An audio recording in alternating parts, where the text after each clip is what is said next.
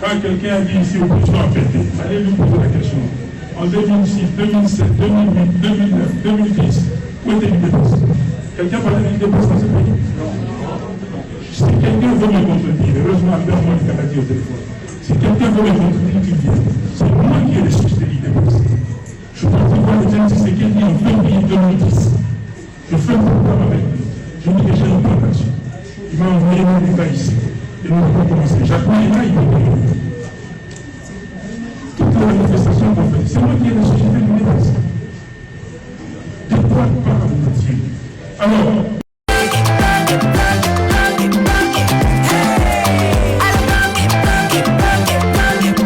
Oyoki elengi ya Congo.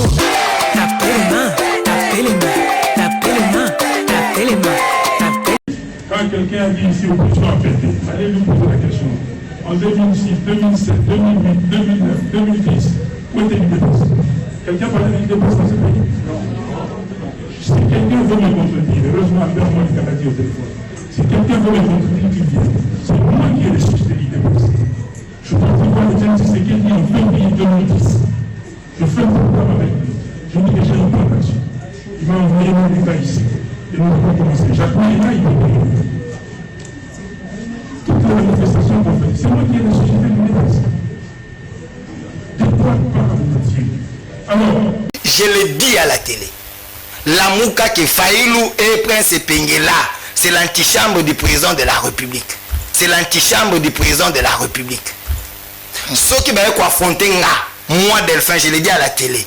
Je vais dévoiler tout. Je vais dévoiler tout. Oh. Les vrais opposants sont ailleurs. La Ligue a voté.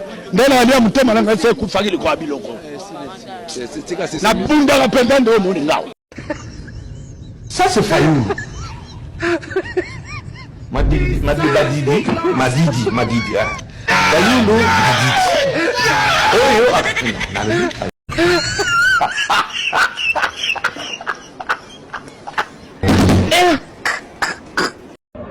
Pour défendre selon Bango pour la démocratie, mais Bisso, nous allons soutenir Yango, nous avons la raison à Bisso parce que nous avons la démocratie. Mais puisque le peuple Azali n'a qu'à quitter la Bisso, et Seigneur n'a rien de la tranchée. Et ça pour le faire.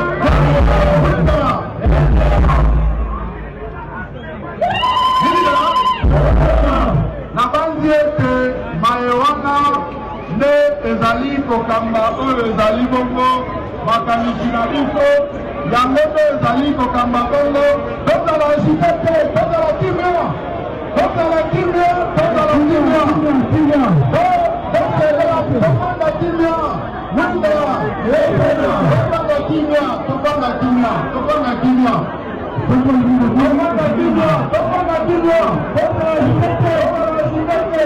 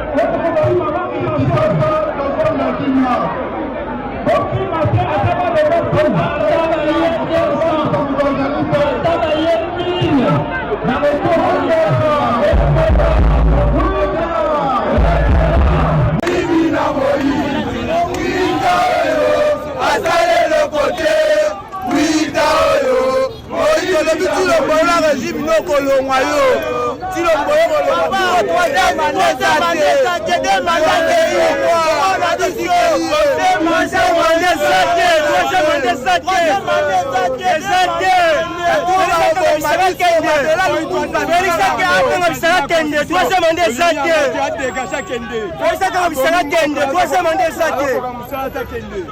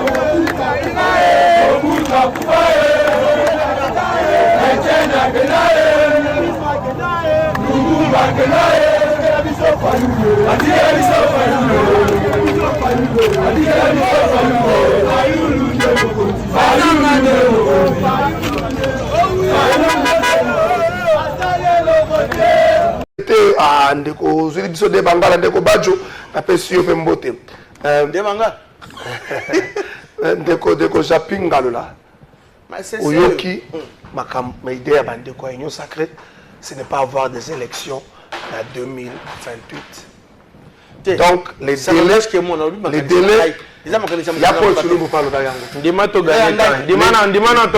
délais et qu'on a la respecter rappel au bandeko bazo sala bango et qu'on a c'est face à ça ne bango ça la face c'est face à cette réalité il faut qu'on la confronter ndeko na ngai nga na mono ndire boyoka na kike nga sona yawa yo pesa nga minute moto o pesa ke minute bini oui parce que a sali 12 minutes non oui évidemment réalisateur a tiré minute pour le goûter à la tête 12 minutes 33 secondes na kolandela yi oui mais nga to no banda koloba chite et il malamu mingi te wana zo bimondire ke yo boyokani na ye bo étouffer na plateau tikelamba na bino bo étouffer opposition tikelanga monite na sembola yambo makambo ya lobi po alobi makambo malamu te ndeko alobi Tshisekedi avait distingué aux élections de 2023 mais ndenge ni muto a distingué na élection à 2023 il n'arrive pas à bien gérer le pays pour distinguer dans la gestion. Comment il n'arrive pas à distinguer dans la gestion? La gestion de Tshisekedi au sommet de l'État est kakistocratique, calamiteuse, catastrophique. À ce jour, est-ce que combien de DG sont présumés détourneurs aujourd'hui?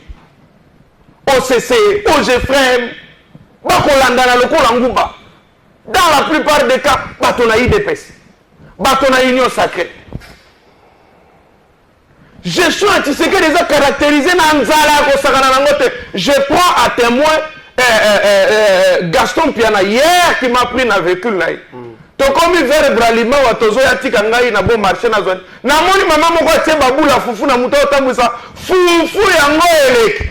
Boula foufou yango elek. Je jure devant le Dieu que je prie na matana moto na kumba na moto. Maman zotambusa baboula foufou. Atia mon eloko moa lokola sani atebo. Je vous dis, je jure, garçon Piana témoin. Akazo zotambola na pono madesu na cantine yango likolo.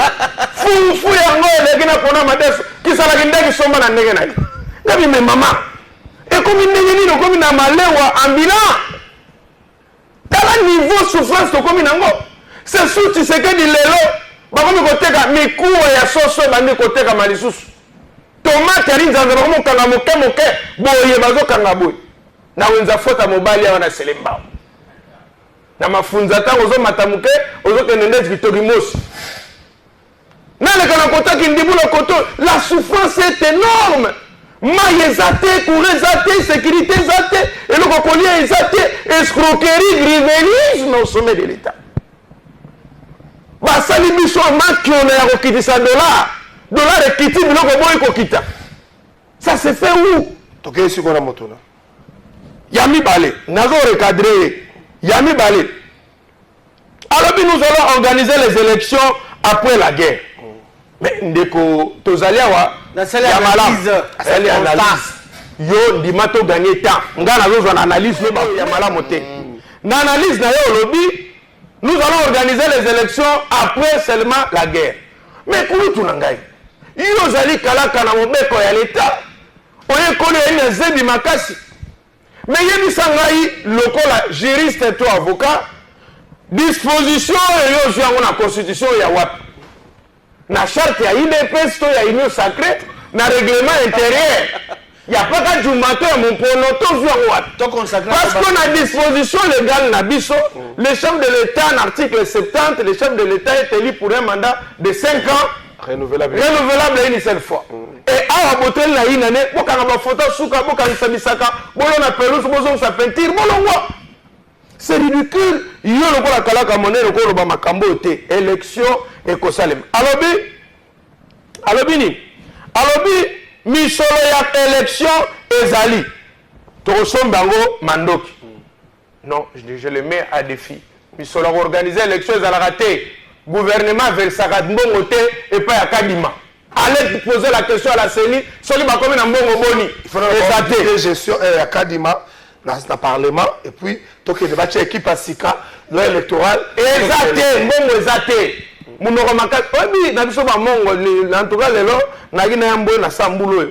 Obi n'a pas de mongo, ah, aux autres, n'a moi si elle voit que Nzela Maï, n'a voyage, n'a l'icolo, n'a baleinière, il y a des matériaux qui n'a pas payé moko. Le roi, ça dit, ma gambe modèle, t'as la race, Kabilonga, banana, mitou. Aux formes, nions, sonné à bandobo, et vous y en a kunaï. Parce que erreur on va comprendre. Ah, vous ne voyez pas les risques. Les risques zali oyo bangwanda na bisago bangwanda bato bapesaka Mobutu teti mais tant musugo ye ngwanda mutaliboso ko yebisa Mobutu abi veto yebela musugo ekoti bakibi bangono sombani. C'est quel avantage à bloquer mboka. Tokende Eliezer asilisi conflit ya Mobondo. Eliezer a la populisme, le gola ndegone ekolo moko, ya kwe moko, ya village moko, ya province moko, nani mwana mbalo nani ndeko nangayo. Toko tali diplomatie bato bazo memela biso na mboko ya avec régime. Donc diplomatie moko na zo benga ole na tongo tana zo résoudre ma vie, o diplomatie bena li civil bloqué. Ça veut dire que sentir que diplomatie moko les civils bloqués. Les civils bloqués là-dessus. Et là ici, au Sindia Mabé, au Tikia Mabé, au Sindia Mabé, au Sindia Mabé. Les civils. Les civils bloqués. Ça veut dire, les civils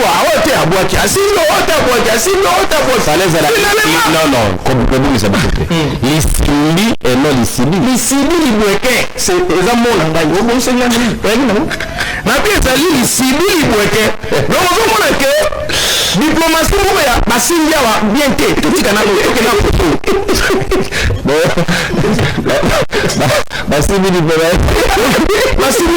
Diplomatie à Qatar. Les civils bloqués. Bassini joue aux États-Unis. Angola. Angola. Et Angola, t'es Union africaine. Pendant ce temps-là, là-bas, la situation continue. Or, maintenant ici, il faut voter la quai de l'entrée par contre comme un peu faible. Lisez, je veille l'évolution. Avant de quitter Siko. Même si on va le basi dans le but, noto ekokisama ke ya kana bokokisami directement moto alamuka telemi pe botali ezaka ya moto alota ke azo kosuba na we alalaki na mwesi ya butu atolemi balezo bala noto ekokisami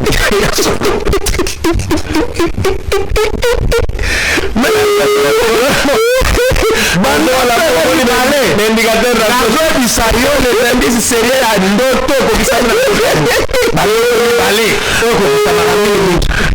ya moto alota ya zo suba na moto alali na mwasi ya butu bakomi bale soki balamuki bato wana okuta ye loto na bango ezali correct eza kokisama na bango otali mpenza boye nakanisaki mpenza boye meto nalamuki donc voilà la situation ke tokoki kodémérite na biloko nono ya korevaka tozo koreve pour le moment prenons les dispositions qui s'imposent la jungle du droit international des relations internationales eza ndoto moto azo kosuba na moto alali na mwasi ya ndumba ya botu ya molili mwana na satana tokolamuka wa bilamba ya kobeba moyebeta motu lisolo na lotani te ntango bazotala balobi bokokisami ya ndoto yango elikolakisa ete mabe ko kolanda biso inutilement si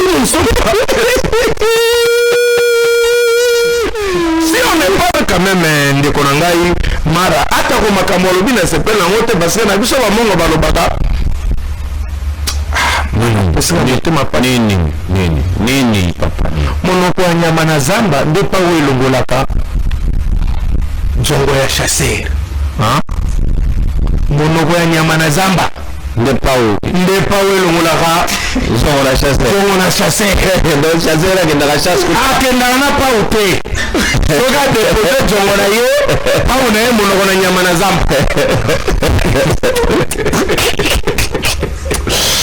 elikonakisananga koloba na ekolakisa nini il faut kotala awa zamba ezali monde toujours vivre nango il faut kotala que le Rwanda depuis tout ce temps nous on est conscient que Rwanda oyo azali caillou dans nos chaussures qu'est-ce que tout ça là pendant tout ce temps pour ne serait-ce lokola basalaki bamaduro lokola basalaki banyo koinfiltre bango momondo epamba watolembani na yango bon jusqu'à quand tozala na politique anticipative tokoma na niveau wana mokolo nini balobi ete toyali corrompu olandi te attaque nalandaki tout nalandaki j'ai dit outi ko répéter siko obete balobete to ali corrompu je voulais dire mukolo biso to ko ala corrompu Félix Tshisekedi otika la 100 ans na pouvoir et bo c'est la que to ali corrompité parce que boyebi que to ali corrompité pour ba offre biso ba mususu tozui ya kozala ba ministre penge na ebite soki depuis bandi ko sa mosala journaliste oboyo oso la contrat moto ba PC ministère be pa boyi ya mbolo ko le penge gouvernement oyo ya sika ko fonctionner sika oboyo l'autre mon colonel l'autre dimanche le 19 avril 2026 toalingana na Paris tangelanga na ba protester tout yebi opposition même ba na pouvoir oyo ba PC ministère et c'est quoi que nous zwa ko kwa ba millions pa boyango auti kolanda Willy Bakonga plusieurs fois ministre j'ai prié même avec ce type là je crois si ma mémoire ne me trahit pas l'église à Mamolangi on suppose qu'il est chrétien ana be ko le belé à peine ba moyen Mazali koloba pona kaka ba pesa e moi ministère moi poste alobi alongoli 3 ans à vie na ye a pesa ngo Félix donc akufa avant Félix voyez na âge wana plus de 60 ans na bosi 3 ans nango azana bana na Amérique partout mais il ne s'est pas gêné à koloba a pesa Félix ndambo abomo inaye pour nazoka poste à moke mais epenge balobi ministère yango epenga lobi ça ne cadre pas avec mes convictions politiques après 8 mois motoya ko yebso epenge wana ba futi les billets d'avion ko nani a lobby nazako ya OK motoya ko yebso epenge ya boyi ministère wana ba corrompre na billet d'avion même attaque zengi soko atali à lobby. Ce n'est pas vrai. Donc, encore une fois, je le dis, Moutouana lobby était là-bas autant combo parce que j'ai entendu la journaliste Belé Babi, ngana koluke penge, ngana koluka na yebana. Il faut na face penge na émission. Il faut débattre. Yo sali muto sambelaka. Na tindelio vidéo ya secrétaire général et ADD Congo. D'abord adjoint. Nana Mbandaka bienvenue Mokabi. Il a mis en défi garçon wana. Alobi olobaki wana ba preuve que moi c'est penge ba recommanda et asaka na l'état. To ayi ake une émission en deko Zulu Bulembias Canal Kin. Canal Presse. Le lendemain à émission à Saraki na Canal Kin. Alobi yakana ba peleve. Pour bino bolobaka ba journaliste c'était les faits sont sacrés. Alobi te ba spéculation ali sacré. Alobi te biloba lo ali sacré. Alobi te maloba kabuye ali sacré. Alobi te maloba garçon ali sacré. Même pas maloba epenge. Mais balobi te les faits sont sacrés. Bato banso bayebete IDPS non seulement botamina kajusa mais IDPS apesa yo alukela mwasi epenge mosala pele réalité.